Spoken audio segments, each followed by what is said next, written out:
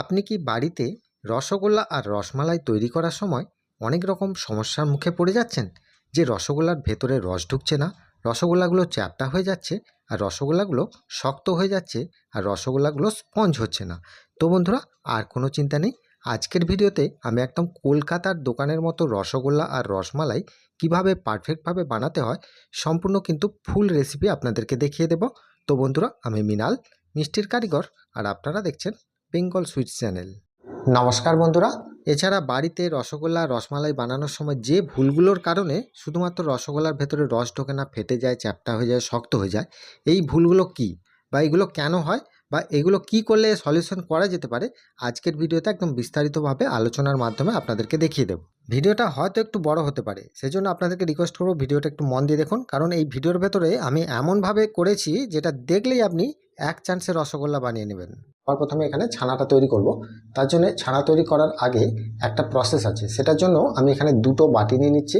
এই বাটিতে আমি কিভাবে কি তৈরি করছি সেটা একবার ভালো করে দেখে নিন। এই বাটিটায় আমি দিয়ে দিচ্ছি হাফ চা চামচের মতো এখানে ময়দা। আর এখানে দেখুন, হাফ চা চামচ ময়দার জন্য আমি এখানে 2 থেকে 3 চা চামচ জল দিয়ে দিলাম। দেবার পর ময়দা আর জলটাকে খুব ভালো করে একবার গুলিয়ে নেব। আচ্ছা, এবারে দেখুন এই বাটিটাতে আমি নিয়ে নিচ্ছি ভিনিগার।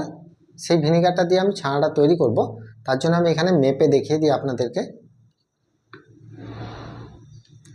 এখানে দেখুন 2 টেবিল চামচের মতো আমি এখানে ভিনিগার দিয়ে দিলাম। আর এখানে দেখুন এই ভিনিগারটাতে আমি দিয়ে দিচ্ছি 2 টেবিল চামচের মতোই জল। এবারে ভিনিগার আর জলটাকে খুব ভালো করে একবার মিশিয়ে নেব। এই দুটো জিনিস যে তৈরি করেছি, এটা হচ্ছে আমি ছানাটা তৈরি করব, কাটাবো। আর এইটা আমি কখন দেব বা কিভাবে দিতে হয় বা এটা দিলে কি হয় সম্পূর্ণ ভিডিওর মাধ্যমে দেখিয়ে দিচ্ছি। দেখুন, ছানাটা তৈরি করার জন্য আমি এই কড়াটার মধ্যে 1 লিটার লিকুইড দুধ নিয়েছি, দেশি গরুর দুধ। আপনারা চাইলে যে কোনো ফুল ক্রিমজাত প্যাকেটজাত লিকুইড দুধটা কিন্তু আপনারা এই ছানা তৈরির জন্য ব্যবহার করতে পারবেন। তো এখানে আমি এই 1 লিটার দুধটা চাপিয়ে দিলাম। এরপরে দেখুন গ্যাসের ফ্লেমটা লো টু মিডিয়ামের মাঝামাঝি রেখে এই দুধটাকে একবার ভালো করে ফুটিয়ে নেব। দুধটাকে কিন্তু খুব বেশিক্ষণ ধরে ফোটানোর বা জাল দেওয়ার কোনো প্রয়োজন নেই, শুধুমাত্র একবার ফুটে গেলেই আমরা এটাকে নামিয়ে নেব। ভিডিওটা দেখে আপনারা রসগোল্লাটাও কিন্তু পারফেক্টভাবে তৈরি করে নিতে পারবেন। যে প্রসেসের মাধ্যমে আমি এই রসমালাইয়ের গুটিটা তৈরি করছি, সেই প্রসেসে কিন্তু আপনারা রসগোল্লাটাও বানাতে পারবেন। এবারে দেখুন দুধটা আমার এখানে সম্পূর্ণ ফুটে উঠেছে। এই পর্যায়ে আমি গ্যাসের ফ্লেমটা অফ করে দেব।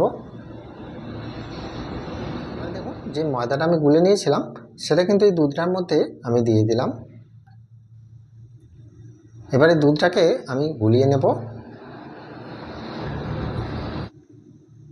দুধটাকে কিন্তু আমরা খুব গরমে কিন্তু ছানাটা কাটাবো না। খুব গরমে ছানাটা কাটালে কী হবে, এটা হার্ডি হয়ে যাবে। সেজন্য দুধটাকে নামিয়ে আমরা অন্তত 1 মিনিটের মতো এইভাবে একটু হালকা নেড়ে চেড়ে ঠান্ডা করে নেব।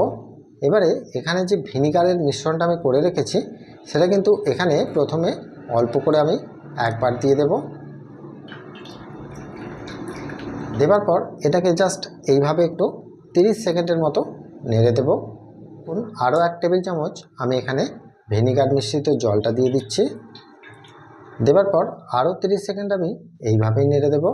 আচ্ছা, এখানে আপনারা চাইলে ভিনিগারের পরিবর্তে লেবুর রস, টক দই অথবা আপনারা ল্যাক্টো ক্যালসিয়াম যে পাউডার পাওয়া যায় সেটা দিয়েও কিন্তু ছানা কাটাতে পারবেন। এছাড়া আপনারা ছানার জল দিয়েও কিন্তু ছানা তৈরি করতে পারবেন।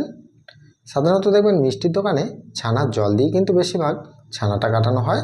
এইবারে দেখুন 30 সেকেন্ড এইভাবে নেড়ে দেওয়ার পর আরও 1 টেবিল চামচ আমি এখানে দিয়ে দিলাম। এরপর আমি দেখব যে ছানাটা কেটে যাচ্ছে কি না।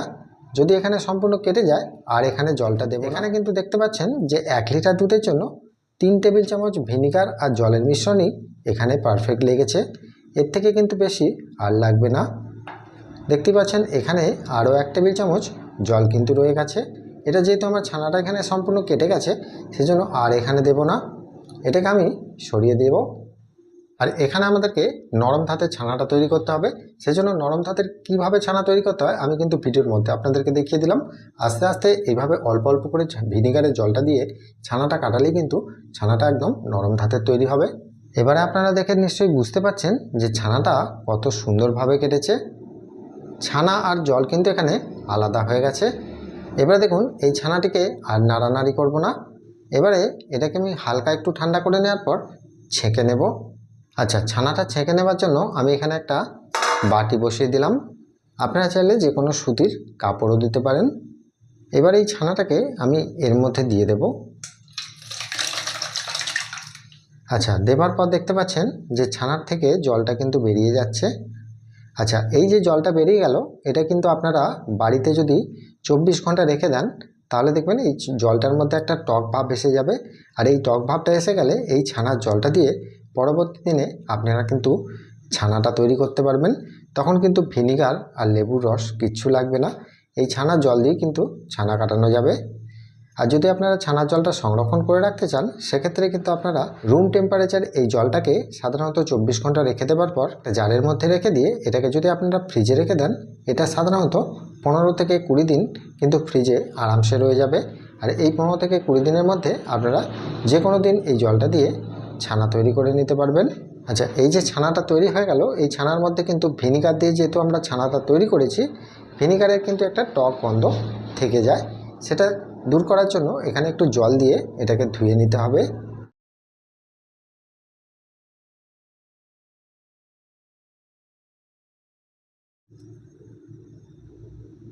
আপনারা যদি ছানার জল বা ল্যাক্টো ক্যালসিয়াম পাউডার দিয়ে যদি আপনারা ছানা কাটান সেক্ষেত্রে কিন্তু ধুয়ে নেওয়ার কোনো প্রয়োজন নেই।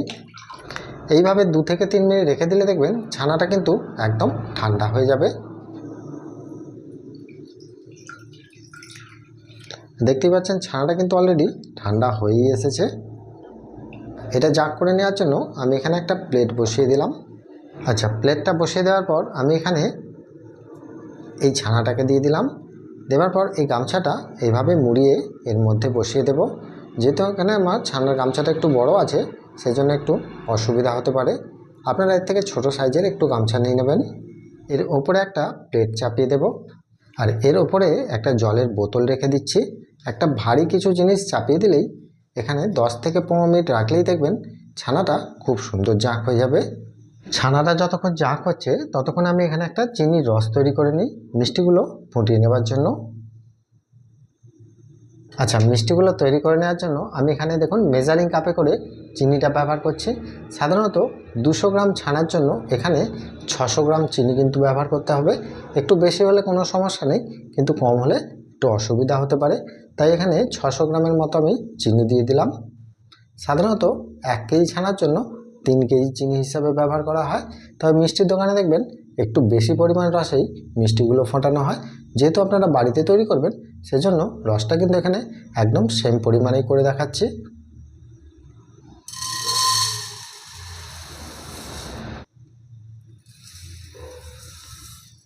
আড়াই কাপের মতো আমি এখানে চিনি নিয়েছি, তাহলে এখানে 600 গ্রামের মধ্যেই কিন্তু হয়ে যাবে। এবারে দেখুন আড়াই কাপ চিনির জন্য আমি এখানে জলটা কতটা দিয়ে দিচ্ছি।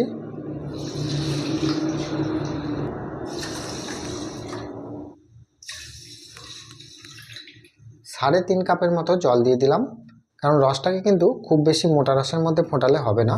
মোটা রসের মধ্যে মিষ্টি ফোটালে মিষ্টিগুলোর ভেতরে রস ঢুকবে না, সেজন্য রসটাকে একটু পাতলা করে করে নিলাম। চিনির রসটাকে ফিল্টার করে নেওয়ার জন্য আমি এখানে 1 চা চামচের মতো লিকুইড দুধ দিয়ে দিলাম। আপনারা চাইলে গুঁড়ো দুধও কিন্তু এখানে দিতে পারবেন। আচ্ছা, এবার দেখুন চিনি আর জলটা মিলে একটা খুব সুন্দর রস তৈরি হয়ে গেছে, রসটা ফুটেও গেছে। দুধ দেওয়ার কারণে কিন্তু এখানে গাদটা ওঠেনি, কারণ হচ্ছে দেখুন এখানে চিনিটা কিন্তু আমি এখানে L30 চিনি ব্যবহার করেছি, যার জন্য কিন্তু গাদটা সচরাচর উঠবে না। যদি আপনারা ছোটো দানার চিনি ব্যবহার করেন সেক্ষেত্রে দেখবেন এর ওপরে একটা ফেনার মতো হয়ে যাবে, সেটাকে কিন্তু এইভাবে আপনারা তুলে নেবেন, তাহলে কিন্তু একদম পারফেক্ট একদম ফিল্টার হয়ে যাবে। এবার রসটা হয়ে যাওয়ার পর আপনারা নিশ্চয়ই যদি হাতে নিয়ে দেখেন দেখবেন রসটা কিন্তু এখানে পাতলা টাইপের আছে, এরকম পাতলা টাইপেরই রস করে নিতে হবে। এবার রসটা করে নেওয়ার পর আমি এখানে অফ করে রেখে দিলাম। আচ্ছা, এবারে দেখুন আমি এখানে 10 থেকে 15 মিনিট এটাকে ভারী জিনিসটা আমি চাপিয়ে রেখেছিলাম। এবারে এটাকে আমি সরিয়ে দিচ্ছি আর প্লেটটাকে আমি সরিয়ে দিলাম। এবারে দেখুন এখান থেকে কিন্তু জলটা কিন্তু আমার গামছায় টেনে নিয়েছে, দেখতেই পাচ্ছেন কত বড় গামছাটা কিন্তু বড় ছিল।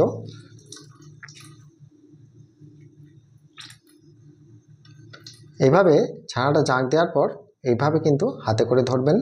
আর যখন দেখবেন এরকম চাপ দিতে দিতে জলটা ফোঁটায় ফোঁটায় পড়তে পড়তে বন্ধ হয়ে যাচ্ছে, তাহলে বুঝবেন যে ছানার মধ্যে থেকে এক্সেস জলটা কিন্তু বেরিয়ে গেছে।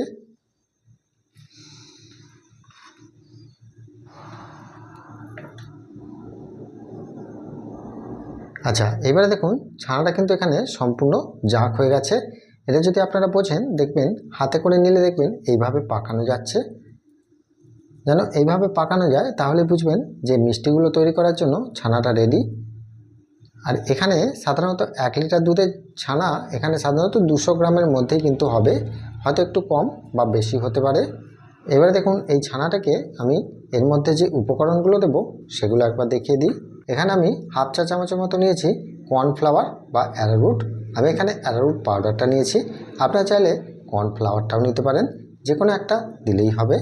এবারে দেখুন এখানে আমি এটা দিয়ে দিলাম। এখানে আমি অল্প করে দিয়ে দিচ্ছি চিনিকে গুঁড়ো করে, সেটা আমি হাফ চা চামচের মতো। আর এখানে দিয়ে দেবো অল্প করে একটু ছোট এলাচের গুঁড়ো। আচ্ছা, এখানে আমি কিন্তু ময়দাটা আর দেব না, কারণ দেখুন এখানে সাধারণত আমি ছানা কাটানোর সময় ময়দাটা ব্যবহার করে দিয়েছি, সেজন্য ময়দাটা আর দেবার প্রয়োজন নেই। যদি আপনারা ছানা কাটানোর সময় ময়দাটা না দেন, তাহলে এখানে কিন্তু হাফ চা চামচের মতো ময়দা অ্যাড করে দেবেন। আচ্ছা, এখানে আমি আপনাদেরকে বলে দিই যে এখানে আমি যে উপকরণগুলো দিলাম সেগুলোর কাজ কী। সাধারণত দেখুন ময়দাটা আমি ছানা তৈরি করার সময় দিয়ে দিয়েছি। ময়দাটা দিলে কী হবে, ছানার মধ্যে খুব সুন্দর একটা চিট আসবে, সহজে কিন্তু রসে ফোটানোর সময় এগুলো ফেটে যাবে না বা ভেতরে চুপসে যাবে না। আর এখানে আমি কর্নফ্লাওয়ার বা অ্যারারুটটা কেন দিলাম, সাধারণত দেখবেন মিষ্টির গায়ের খুব সুন্দর একটা গ্লেজ আসে বা চকচকে ভাব আসে, এটাও কিন্তু বাঁধন হিসাবে ব্যবহার করা হয়। আর এখানে ছোটো এলাচটা ফ্লেভারের জন্য দিয়েছি। আর এখানে দিয়েছি অল্প করে একটু চিনির গুঁড়ো। চিনি গুঁড়োটা দিলে কি হয়, ছানার ভেতরে খুব সহজে রসটা ঢুকে যায় আর ফুলে যায়, আর ফুলে যাওয়ার পর কিন্তু এটা চুপসে যায় না। সেজন্য এই উপকরণগুলো আপনারা দেবেন, তবে এর থেকে কিন্তু বেশি উপকরণ দিতে যাবেন না। সবসময় চেষ্টা করবেন একটু কম দেবার, কম হলে কোনো ক্ষতি নেই। বেশি হয়ে গেলে কী হবে, মিষ্টিগুলো ফুলতে অনেক সমস্যা হতে পারে। এরপর দেখুন এটাকে আমি খুব ভালো করে হাতে করে মেখে নিচ্ছি। আর এটাকে সাধারণত খুব ভালো করে হাতের তালুয় করে একটু মেখে নিতে হবে, কারণ দেখুন এটা ভালো করে মেখে নিলে কী হবে, এর মধ্যে সমস্ত উপকরণগুলো খুব ভালো করে মিশে যাবে। আর মিশে গেলে মিষ্টিটার কোয়ালিটিটাও ভালো হবে, স্পঞ্জি হবে। আর এটা যখন দেখবেন খুব ভালো করে মেশানো হয়ে গেছে, তখন দেখবেন এর মধ্যে একটা অয়েলি ভাব এসে যাবে। আর সেই অয়েলি ভাবটা এসে গেলে দেখবেন এই প্লেট থেকে কিন্তু ছানাটা খুব ইজিলি ছেড়ে দিচ্ছে। আপনারা নিশ্চয়ই দেখে বুঝতে পারছেন ছানাটা কিন্তু হাতের মধ্যে আর লেগে যাচ্ছে না। আর ছানাটা দেখুন কতটা সফট হয়েছে, হাতে নিলে বুঝতে পারছেন যে কতটা মোলায়েম হয়েছে। আচ্ছা, এবারে দেখুন এখানে একটু অল্প করে গাওয়া ঘি মাখিয়ে দিচ্ছি, যাতে কিন্তু খুব সহজে এই থালাতে লেগে যাবে না। তবে যদি শীতকাল হয় ঘিটা দেবেন না, সাদা তেল কিন্তু ব্যবহার করবেন। আচ্ছা, এবার দেখুন আমি এখানে একটু ছোট ছোট করে গুচিগুলো তৈরি করে নিচ্ছি, কারণ দেখুন রসমালাইয়ের গুচি সাধারণত একটু ছোট সাইজের হয়, আর যদি বড় সাইজ করেন তাহলে কিন্তু আরও ফুলে বড় হয়ে যাবে।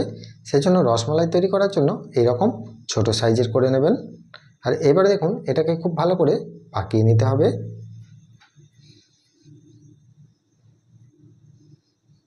আর পাকিয়ে নেবার সময় খেয়াল করবেন যে এর মধ্যে কোনো ফাটা বা কাটার দাগ না থাকে। এরকম পাকিয়ে নেওয়ার পর এটাকে আমি এই জায়গাটার মধ্যে রেখে দিচ্ছি।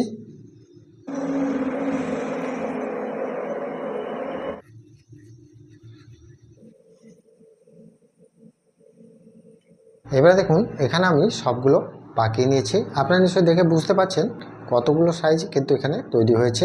আচ্ছা, এইগুলো নিয়ে আমি রসের মধ্যে দিয়ে দেব। রসটা যখন এরকম একটু ফুটে যাবে, সেই মুহূর্তে কিন্তু আমি মিষ্টিগুলো ছেড়ে দেব, ছানার বলগুলো।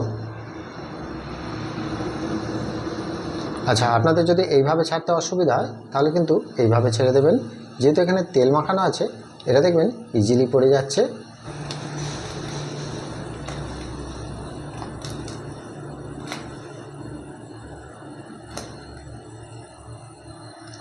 এবারে দেখুন এই পর্যায়ে কিন্তু মিষ্টিগুলো কিন্তু ঝাঁপছে না, জেগে জেগে আছে, তার জন্য এখানে অল্প করে একটু ময়দা দিয়ে দিতে হবে। এখানে দেখুন বাটিতে আমি অল্প করে একটু জল নিয়েছি, আর জলেতে 1 চামচের মতো ময়দা দিয়ে দিলাম। দেওয়ার পর এইটাকে ভালো করে গুলিয়ে নিচ্ছি। আচ্ছা, ময়দাটাকে জলে গুলে নেওয়ার পর আমি এর মধ্যে দিয়ে দিলাম। দেওয়ার পর গ্যাসের ফ্লেমটাকে আমি একদম হাই করে দিচ্ছি। দেখতেই পাচ্ছেন, কিন্তু গ্যাসের ফ্লেমটা সেট করে নেব যে মিষ্টিগুলো এরকম ঝেঁপে যাওয়া পর্যন্ত। যখন দেখব এরকম ঝেঁপে যাচ্ছে, সেইভাবে কিন্তু গ্যাসের ফ্লেমটা আমি সেট করে নিচ্ছি। আচ্ছা, এই পর্যায়ে কিন্তু আপনারা ঢাকনাটা ব্যবহার করতে পারেন। ঢাকনা দিয়ে আপনারা ফুটিয়ে নিতে পারেন। 15 মিনিটের মধ্যে এটাকে ফোটাবো। 15 মিনিটের মধ্যে কিন্তু মিষ্টিটা রেডি হয়ে যাবে। তার জন্য দেখুন এখানে আমি 3টে স্টেপে ভাগ করে নেব। 5 মিনিট অন্তর অন্তর আমি শুধু মিষ্টিগুলোকে চেক করে দেখে নেব। এই ঢাকনাটা দেওয়ার কারণে মিষ্টির রসটা বাইরে দিয়ে পড়ে যাচ্ছে, সেজন্য আমি ঢাকনাটা সরিয়ে ফোটাচ্ছি। আর যেহেতু এখানে ময়দাটা ব্যবহার করা আছে, সেজন্য কিন্তু এটা খুব সহজেই ফুটে যাবে বা ঝেঁপে যাবে। দেখতেই পাচ্ছেন, ঠিক এইভাবে ফোটাতে হবে। এবারে দেখুন 5 মিনিট হয়ে যাওয়ার পর এখানে কিন্তু মিষ্টিগুলো চেক করে দেখে নিতে হবে যে মিষ্টিগুলো ফাটছে কি না। দেখুন 5 মিনিট হয়ে যাওয়ার পর মিষ্টিগুলো তুললে বুঝতে পারবেন যে এর মধ্যে ফাটা দাগ আসছে কিনা। যদি ফাটা দাগ আসে সেক্ষেত্রে অল্প করে একটু চিনি খাইয়ে দেবেন। আর যদি না ফাটে তাহলে আর এখানে কিছু করার দরকার নেই। যদি এরকমভাবেই ফুটতে থাকে তাহলে এখানে আমি আর জল খাওয়াবো না। যদি ফুটটা একদম কমে যায় বা জেগে যায় তখন কিন্তু আমি এখানে জলটা খাওয়াবো। তার আগে কিন্তু আমি এখানে খাওয়াবো না। আচ্ছা, 5 মিনিট হয়ে যাওয়ার পর আমি এখানে 10 মিনিটের মাথায় আপনাদেরকে দেখিয়ে দিচ্ছি। আর একটা কথা বলে দিই যে মিষ্টিগুলো ফোটানোর সময় আপনারা কিন্তু রসটাকে প্রথমে খুব মোটা করে ফোটাবেন না। মোটা করে ফোটালে কী হবে, মিষ্টির ভেতরে রসটা ঢুকতে দেরি হবে। আর মিষ্টিগুলো দেখবেন খুব সুন্দর ফুলবে, কিন্তু ফুলে যাওয়ার পর যখন দেখবেন নামাবেন, মিষ্টিগুলো যখন নামাবেন তখন দেখবেন চুপসে যাচ্ছে। সবসময় মিষ্টিগুলো ফোটানোর সময় রসটাকে পাতলা করে ফোটাবেন, তাহলে কিন্তু এই সমস্যাগুলো আর হবে না। এবারে দেখুন এখানে আমার 10 মিনিট ফুটে গেছে। আর 10 মিনিট পরে ফুটে যাওয়ার পর আপনারা নিশ্চয়ই দেখে বুঝতে পারছেন যে মিষ্টিগুলো কিন্তু জেগে জেগে যাচ্ছে। তাহলে এখানে জেগে জেগে যদি যায় তাহলে এখানে কি করতে হবে, সাধারণত এখানে জল খাইয়ে দিতে হবে। জল খাইয়ে দিলেই এই মিষ্টিগুলো আরও 5 মিনিট ফুটে যাবে। আচ্ছা, এখানে দেখুন 1 কাপ জল নিয়েছি। 1 কাপ জলটাকে আপনারা একটু গরম করে নিতে পারেন, অথবা যদি ঠান্ডা জল খাওয়ান সেক্ষেত্রে এইভাবে কিন্তু জলটাকে নিয়ে রসের মধ্যে দিয়ে একটু গরম করে নেবেন। গরম করে নেওয়ার পর আস্তে আস্তে এটাকে খাইয়ে দেবেন। আপনারা খেয়াল রাখবেন যে মিষ্টিগুলো যাতে একদম জেগে না যায়, সেভাবে কিন্তু আপনারা জলটা খাওয়াবেন। এভাবে আমি 1 কাপ জলটা পুরোটাই খাইয়ে দেব। আচ্ছা, জলটা খাইয়ে দেওয়ার পর দেখবেন মিষ্টিগুলো কিন্তু অনেকটা আগের মতো নাও ঝাঁপতে পারে। সেক্ষেত্রে ভয় পাওয়ার কিছু নেই। যদি দেখেন যে একটু জেগে জেগে যাচ্ছে, সেক্ষেত্রে আপনারা এইভাবে একটু মাঝে মাঝে নেড়ে দেবেন। দেওয়ার পর 2 থেকে 3 মিনিট হয়ে যাওয়ার পর আপনারা দেখে নেবেন। এখানে দেখুন 2 থেকে 3 মিনিট আরও ফুটে গেছে। ফুটে যাওয়ার পর আমি এখানে মিষ্টিগুলো চেক করে দেখে নিচ্ছি যে মিষ্টিগুলো হয়েছে কি না। তার জন্য দেখুন এখান থেকে একটা মিষ্টি তুলে নিচ্ছি। একটা কি দুটো মিষ্টি তুলে নেওয়ার পর আমি কিন্তু এই জলটার মধ্যে দেব। এই জলটার মধ্যে দেওয়ার ফলে আপনারা নিশ্চয়ই দেখতে পাচ্ছেন যে মিষ্টিগুলোর মধ্যে খুব সুন্দর একটা ডুবু ডুবু ভাব এসে গেছে। মিষ্টিগুলোর মধ্যে কোথাও কোনো পোঁচ বা টোল দাগ আসছে না, খুব সুন্দরভাবে মিষ্টিগুলো ডুবে গেছে। এবারে দেখুন মিষ্টিগুলো হয়ে যাওয়ার পর আমি এখানে জলটা আস্তে আস্তে খাইয়ে দেব।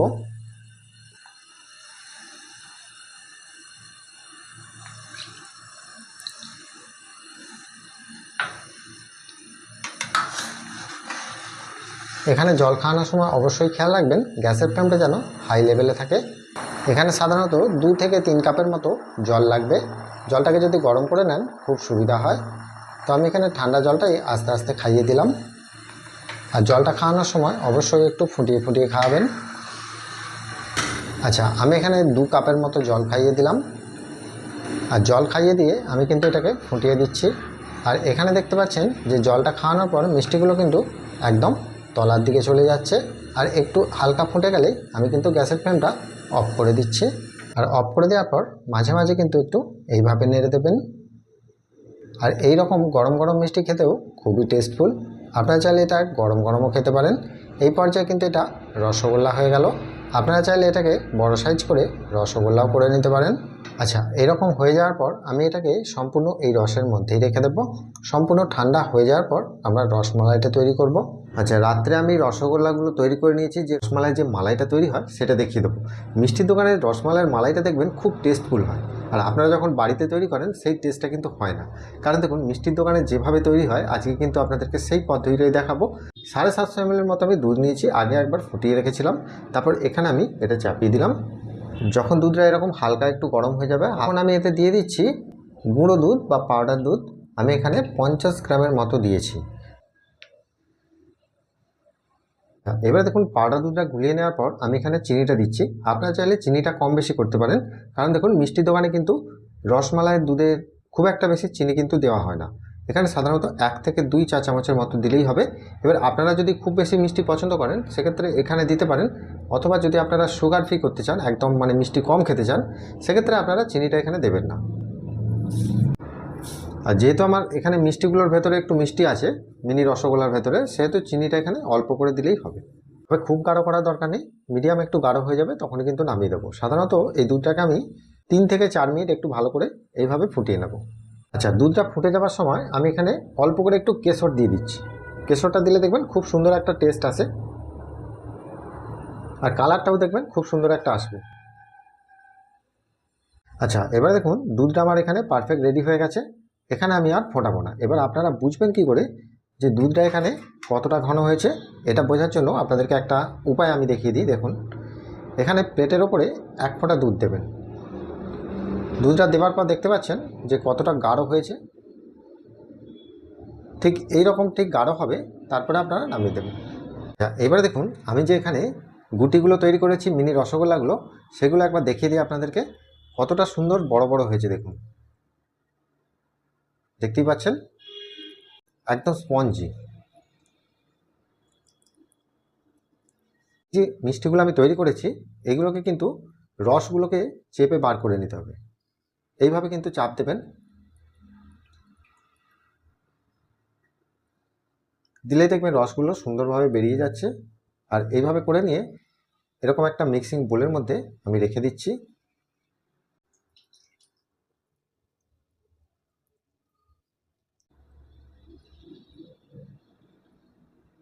আচ্ছা, মিষ্টিগুলো চেপে চেপে রস বার করে এইটার মধ্যে আমি রেখে দিচ্ছি। আচ্ছা, এই প্লেটটাতে আমি মিষ্টির দোকানে যেরকম রসমালাই পাওয়া যায় এরকম ছোটো ছোটো প্লাস্টিকের কাপের মধ্যে থাকে, সেই কাপগুলো আমি এখানে সাজিয়ে নিলাম। এই কাপগুলোর মধ্যে আমি কিন্তু মিষ্টিগুলোকে দিয়ে দিচ্ছি 4 পিস করে করে। আচ্ছা, এখানে যে দুধটা আমি নিয়েছি, দুধটা কিন্তু এখানে খুব বেশি গরমও নয় আবার খুব বেশি ঠান্ডা নয়, আঙুল ডুবিয়ে দেখবেন এরকম একটু হালকা মিডিয়াম গরম থাকবে। এই সময় কিন্তু এর মধ্যে আমি দিয়ে দেবো। এবার প্রত্যেকটাই আমি দিয়ে দেবো 1 চাটু করে। দেখুন, আমি এর ওপর থেকে কিছু পেস্তা কুচো দিয়ে দিলাম। দেখুন, প্রত্যেকটা একটা করে আমি কেশর বসিয়ে দিচ্ছি। এবার নিশ্চয়ই আপনারা দেখতে পাচ্ছেন যে রসমালাইগুলো কত সুন্দর দেখতে হয়েছে। এগুলোকে আমি ফ্রিজে কিন্তু 1 থেকে 1.5 ঘন্টার মতো রেখে দেবো। দেখবেন খুব সুন্দর একটু ঠান্ডা হয়ে গেলে এটা খেতে ভালো লাগবে। কারণ এখন যেহেতু গ্রীষ্মকাল, একটু গরম গরম না খেয়ে একটু ঠান্ডা ঠান্ডা খেলে এটা কিন্তু বেশি টেস্টফুল লাগে। এইবারে দেখুন, রসমালাইগুলো আমার এখানে সম্পূর্ণ ঠান্ডা হয়ে গেছে। ঠান্ডা হয়ে যাওয়ার পর আপনি দেখতে পাচ্ছেন যে একদম মিষ্টির দোকানের মতো এরকম কাপে করেই কিন্তু বিক্রি হয়। এবারে একটা রসমালাই আপনাদেরকে কেটে দেখিয়ে দিই যে ভেতরটা কতটা নরম। রসে দেওয়ার পর তো নরম ছিল, আর দুধে দেওয়ার পর দেখুন একদম নরম হয়ে গেছে, মুখে দিলেই মিলিয়ে যাবে, এত সুন্দর টেস্ট হবে। আপনি যদি এই ভিডিওটা সঠিকভাবে দেখে যদি একবার তৈরি করেন, দেখবেন রসগোল্লা তৈরি আর রসমালাই তৈরি করার ক্ষেত্রে আপনার কোনো সমস্যাই আর হবে না। তাহলে বন্ধুরা, আজকের এই রেসিপিটা আপনাদের কেমন লেগেছে সেটা আমাকে প্রত্যেকবারের মতো কমেন্ট করে জানাবেন। আর ভিডিওটা দেখার পর একটা অবশ্যই লাইক করবেন আর বন্ধুদের মাঝে শেয়ার করে দেবেন। যদি আপনারা ইউটিউব থেকে দেখেন তাহলে একটা সাবস্ক্রাইব করে রাখবেন, যদি ফেসবুক থেকে দেখেন তাহলে একটা ফলো করে রাখবেন। ভালো থাকবেন, সুস্থ থাকবেন। দেখা হচ্ছে আবার অন্য কোনো মিষ্টি রেসিপি নিয়ে। নমস্কার।